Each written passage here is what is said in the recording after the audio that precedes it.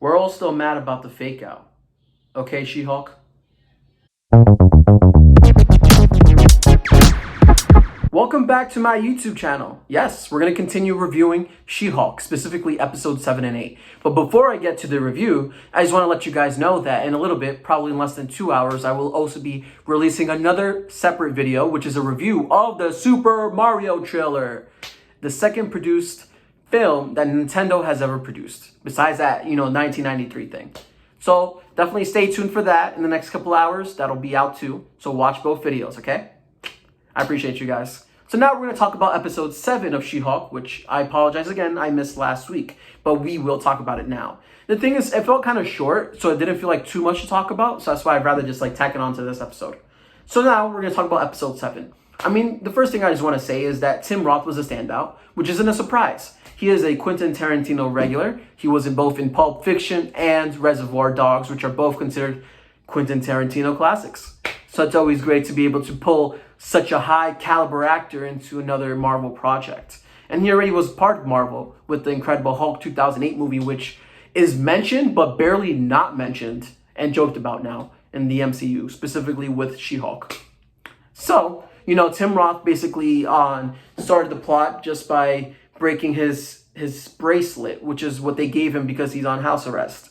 And he, under the condition that he's not going to turn into the Abomination. So one of the people who's representing him, I believe, one of the people who's representing him had to go with She-Hulk, and he was very nervous about the idea of running into the Abomination in the wild. And if the Abomination and the Hulk was real, I too would be nervous about it because those guys are huge giants. Imagine something like that just running at you. Shit, I would faint on the spot. I would die from a heart attack. They wouldn't even be able to kill me because I'd already be dead by the time they reach me. No, I'm just kidding. But, it's definitely a scary prospect. So, they made a couple of jokes about that. And then She-Hulk ends up getting stuck in the farm of Abomination. And it turns out, Abomination is pretty chill. He's just hanging out and he has his own group circle. And then we run into a character called Man-Bull, which apparently was in the comics. And he was hanging out with this guy known as El Águila, which translates to the eagle. But everyone apparently calls him Matador because he hangs out with Man-Bull, and he's of a Spanish descent. So he has a Spanish accent and everything. So, it's kind of funny. Especially because that used to be a big part of Spain's culture. Bullfighting. And, part of the episode was about how She-Hulk was trying to kind of forget about the guy that she hooked up with at the wedding and everything.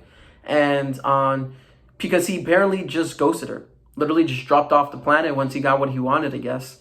And so she was just trying to find a way to not think about it, not to make it worse or whatever. And she texted him and stuff. And, a little hilarity ensues. But definitely the best part was the group meeting. And specifically when she met one of the ex-Wrecking Crew people.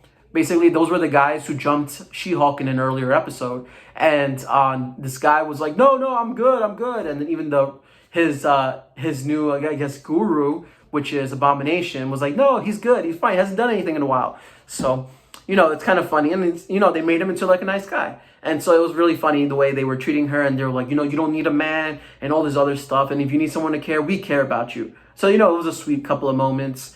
And that's why I didn't feel like there was enough meat in it to be able to talk about that as part of the episode. I mean, besides the big twist at the end, which anyone could see coming because their meet cute when Josh and Jennifer first met was too perfect. So you obviously could tell that something weird was going to happen. And it turns out he is part of Intelligentsia. Yep, that group that we recently found out about. Turns out he slept with her to just get all her information. And that's the last thing we hear about him in episode 7 and then episode 8. Holy cow. This was the episode we were all waiting for. The doo-doo-doo-doo-doo. I don't know how to do the song, but basically, Marvel's, Netflix's Daredevil is back, baby. And that's what the episode is about. A big part of it was introducing this character called Leapfrog, which obviously was one of those joke Marvel characters, but they brought him to life.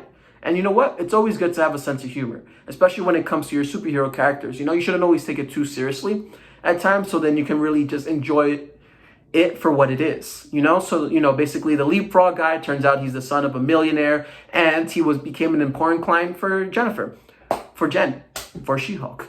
So he apparently his mega suit broke, and then he wanted to sue Luke Jacobson, which also happens to be basically the only Marvel superhero tailor around. And Now She-Hulk has to go take him to court because apparently the guy is too big of a client and they can't miss him. So there was definitely another moment of like a personal interaction getting interfered because of the fact that she had her she had her suits from him. And they teased more of like, oh, we're going to finally get to see her wear the She-Hulk suit. And then it turns out that, they take him to court and Luke Jacobson reveals that the guy used the wrong fuel. He told him, don't use jet fuel. You didn't follow my instructions, so that's on you. And, it turns out the person who basically makes the case look super stupid and bad was none other than Matt Murdock, a.k.a. Daredevil, a.k.a. the devil in Hell's Kitchen. So it was great to see him come back into Marvel in this big way. A lot of the discussion around this character recently was like the idea of him being the same or different from his Netflix counterpart. And, you can tell that it's going to be different because of the fact that it's going to be Marvel's MCU. Netflix was a very different beast. And so he doesn't brood as much. But I think that what they did was they gave him a couple of good lines, a couple of good stingers, jokes, you can tell that they had like fun together, Daredevil and She-Hulk. And so they actually eventually even hooked up in the episode. So, that's kind of cool. I think that She-Hulk brings that unique vibe that you can see more of like the everyday life of what it means, of what it's like to be like in your 20s and 30s. Because she has hooked up with a couple of people. But in Marvel, you don't really see that aspect put on display where it's like about dating or trying to meet someone, This is the first time we really do get to see something like that. So yeah, so that's something cool about She-Hulk that not the other shows have. So a lot of the other shows, they feel more like, they can never have kids, they can't have a future, and that's a big part of being human. We're all looking for love, we're all looking to eventually settle down and stuff to a certain degree, right? Everyone's different. But to see that display on a superhero show it's pretty great. And what else? So definitely one of the big parts and the standout was the action. They definitely made a joke in terms of Daredevil because there was like a hallway setup, and Daredevil is known for his hallway fights. And then you see like this whole thing where Daredevil's standing at the end of the hallway and a whole bunch of guys come in, and then She-Hulk literally just like jumps on top of them. So, that reminds you that you're in a She-Hulk show and that's the tone. That it kind of breaks that fourth wall. It makes those type of jokes against what people expect. So I thought that was funny and that was cool. They still had a lot of great action with Daredevil fighting the bad guys and Leapfrog, who was pretty funny too. He was like, I feel like he's going to be a character that could reoccur throughout the whole MCU as like this joke guy that just exists in the MCU. And I think I would be very much glad with that. He's actually a pretty good character. I want to see more Leapfrog. He was a standout. So what else? They hook up and... Oh, I really like the scene where Daredevil walks out in the morning from the house and then he has like a Daredevil walk of shame. He's still wearing his mask because, he has to keep his secret identity, but it was kind of funny. He was just like walking out in daylight dressed as Daredevil. So it looked really out of place.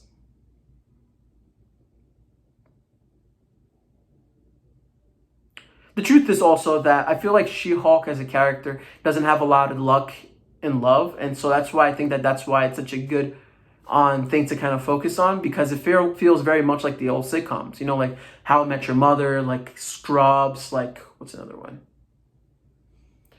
where dating is like on a big part of it. But basically, you finally get to see something like that in the context of a superhero show. And I think to a certain degree that could work and maybe even create situations that you don't expect, like maybe a hero falling in love with a supervillain. I mean, the only time I've really seen that is like in the like I said, in that movie called My Super Ex-Girlfriends, where they basically fall in love with each other and they were like exes, the superhero and the supervillain. So, I think that's pretty cool. Not everything has to be fighting. Sometimes it can be a little romance. And what else? And then at the end, they break the fourth wall to say, this is not usually when the episode ends, isn't it? Like, this is such a perfect ending. And then in comes in her best friend, Nikki, and says, you got to get ready for the gala tonight. And then boom, the next moment comes up. But let's rewind for a second, okay? Because one of the things I want to talk about was the suits. I know that She-Hulk makes a joke about on Daredevil's mustard yellow suit with the red, but I thought it was pretty cool. The suit and the colors, they blended really well. You have like this different look, and that's really the MCU stamping their stamp of MCU-ness on it. Because, they need everyone to know that even though he is a character from Netflix, he is now part of a different universe. So now we have Daredevil within the MCU, and he's going to be different, and his suit was different, and it looks great. So I'm very much excited to see Daredevil born again and also in Echo, which he will be featured with Wilson Fisk. So that's going to be great. And that was a great teaser of like what's to come. He's different. He's a little funny, but he also still has the action and the brood still intact. And so, as I mentioned, now we're going to fast forward. Beep, beep, beep, beep, beep, beep. And now we're going to go talk about like what happens after Daredevil leaves, which is like an extra 10 minutes of a TV show. And basically her best friend says, oh, we gotta get ready for the gala. And, they get ready and she looks nice. She looks like picture ready and everything. And then she heads into the gala and everything. And then they're like, oh, now we're gonna announce the female lawyer of the year. And they mention a whole bunch of names. And then they say, Jennifer Walters. No, Jennifer She-Hulk Walters. And then, everyone claps. She gets on stage with like 12 women. So it essentially is kind of like a participation prize. Participation trophy of just like being a female lawyer. And then everyone's like, oh, what is it like being a female lawyer? And she's like, well, you got to deal with stupid questions like, what is it like being a female lawyer? And that was Mallory, I believe. So, that was funny. I thought that was great. And then on the screen literally changes. And then everything just goes to hell because they start showing She-Hulk and how apparently she's bad and evil and everything. And so, she became like filled with rage, and then she was ready to punch some people, and those guys who were trying to hurt her before came back and they started running for it. And now we know that a lot of that footage came from Josh. So, the perfect, not so perfect guy. What can I say? We knew this was coming. It was way too perfect. And then she raged out, and that's how the episode ends. So now we're set up for the finale. We got to see She-Hulk's suit, we got to see Daredevil's suit, and now we're going to wait to see what happens at the end. Who is the secret villain? Who's the person behind them? And why is Todd always following her in every other episode? Because Todd was in this episode too. And apparently he tried to get her attention saying that apparently this lawyer company is 24 hours and you're not living up to that.